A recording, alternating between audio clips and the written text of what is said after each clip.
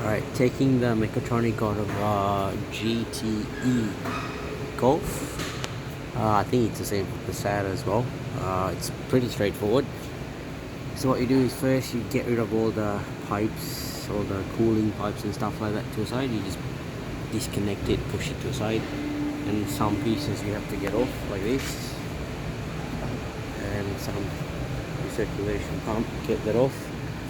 Then after that, just take these screws off from the oil pan.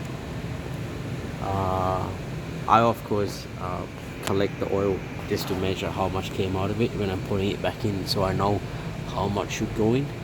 But this is drain and fill plugs, I'm guessing. Yeah, I think I have to check that. Yeah, it's pretty straightforward. And the next thing is just undo these screws on the side, these ones on the side, and it should pop out, and then put the new one in. Before you do any work, just disconnect the high voltage system, because this is a hybrid. There's nothing high voltage in here, but still it's just safer to do that. It's just one plug you have to pull out. So yeah.